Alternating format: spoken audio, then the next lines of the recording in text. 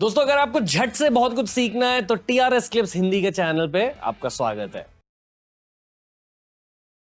क्या सोच रहे हो म्यूजिक के बारे में या लाइफ के बारे में या करियर के बारे में?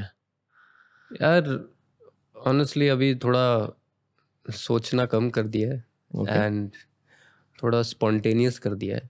तो अभी जैसे विद म्यूज़िक ऐसे जब मन करता है करने का उस टाइम पे, that is more the feeling and हाँ, दैट्स वही है वाइब वैसे। ओके हाँ मतलब अगर आइडिया आ गया, अगर क्रिएटिविटी आ गई तो आप उसको लिख लेते हो, आई एम अज्यूमिंग। हाँ, और अब बिकॉज इतने सालों से कर रहा हूँ तो अब ज़्यादा है वो। पहले आई फील लाइक थोड़ी सी ना, पहले वो हंगर होती है, अब थोड़ा स्ट्रेटेजिक होता है। That's the difference. ओके किसी चीज का डर है एट दिस पॉइंट? नहीं, डर नहीं है, उल्टा आई थिंक डर पहले था थोड़ा, बिकॉज जब तुम स्टार्ट कर रहे होते हो तो यू डोंट नो के कितनी दूर जाओगे, विल यू मेक इट। तो अब इस पॉइंट पे पहुंच के it's more about consistency than डर। ओके डर खत्म कब हुआ? देखो, बहुत टाइप के डर है, ठीक है। डर आई मीन कुछ चीज़ों में डर ख़त्म नहीं होता इन टर्म्स ऑफ के कुछ परमानेंट नहीं है, ये तो पता है, राइट। तो ये डर हो सकता है कि आज है कल नहीं होगा, बट आर्ट में जो डर होता है कि ये पता नहीं इसका कुछ होगा, ये चलेगा नहीं चलेगा, वो डर चला गया। वो डर चला गया। दैट्स जितना जितना करते रहते हो, जितने गाने डालोगे, तुम्हें फीडबैक मिलता है and then you get more confident. Okay या टाइम के साथ आपकी रैपिंग स्किल्स, आपकी राइटिंग स्किल्स भी इंप्रूव होती जाती हैं 100%। कंटिन्यूसली? 100% इसकी कोई लिमिट शायद है नहीं। नहीं है, बिल्कुल नहीं है। ओके पर जनरली ये मैं बहुत एक एमेच्योर पर्सपेक्टिव से कह रहा हूँ, रैपर्स के बारे में नहीं। रैपर्स के बारे में मैंने यूजुअली नोटिस किया कि writing skills, rhyming skills improve होती हैं, बट अक्सर म्यूजिक इंडस्ट्री में देखा जाए तो एक पॉइंट के बाद एक आर्टिस्ट का मैजिक कभी कभी चला जाता है। I am talking about traditional music, like से कंपोजर्स, से ट्रेडिशनल पॉप स्टार्स, एक शेल्फ लाइफ होती है, but I seen the opposite with rappers. क्या ये मानते हो आप? नहीं, रैपर्स का भी एक रैपर्स के साथ भी ये होता है। अब एक्चुअली वेस्ट में जी ये पहली जनरेशन है जो हम देख रहे हैं जो अभी भी रैप कर रहे हैं, that have been rapping since the beginning, और जब अभी भी रैप कर रहे हैं, क्योंकि जो पहली जनरेशन और पहली एक दो जनरेशन जो थी हिप हॉप की वेस्ट में, आई मीन अमेरिका में, वो अब रैप नहीं करते। लाइक बहुत लोग जानते भी नहीं है उनके नाम, जैसे कूल हर्क हो गए जिन्होंने स्टार्ट किया हिप हॉप, बिग डैडी केन, ये सब जो है, राकिम, ये लोग एक्टिवली नहीं सुनते अभी, और वो इतना एक्टिवली म्यूजिक भी नहीं बनाते।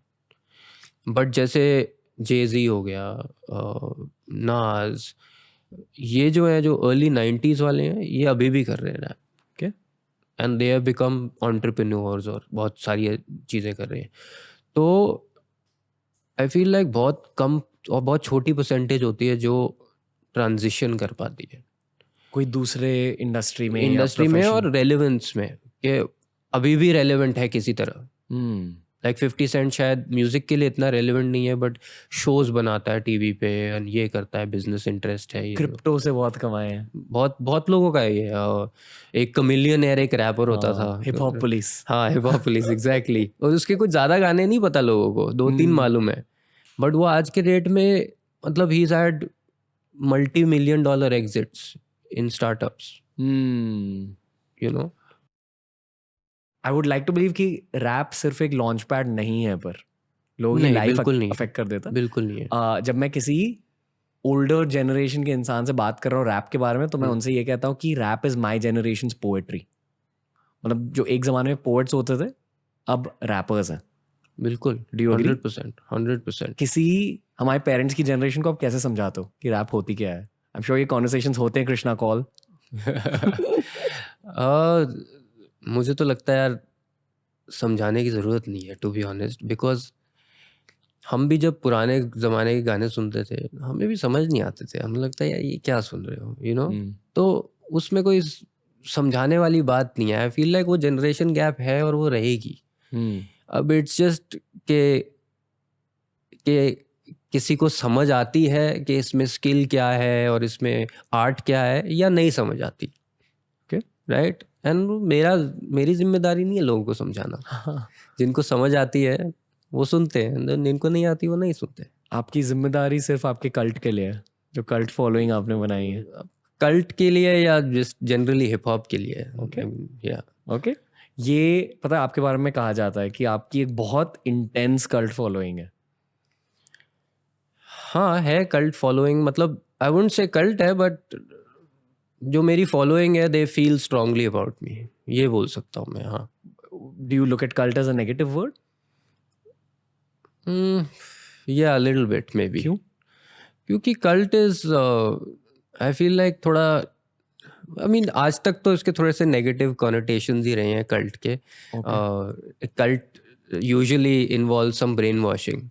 ओके, वैसे. हाँ, बट वैसा नहीं है कुछ. I was coming from the नजरिया ऑफ बहुत हार्टफेल्ट फैन फॉलोइंग है. नहीं, हार्टफेल्ट तो है और वो होनी चाहिए. वो होनी चाहिए. और कल्ट मतलब एज अ टर्म ऐसे नॉर्मली बोल सकते हैं कल्ट फैन फॉलोइंग है तो, बट आई फील लाइक जितने भी मेरे फैन हैं वो मेरे फैन है because they are connected to my story. They like that कि मैंने इतने साल मेहनत करी to reach where I reached, you no.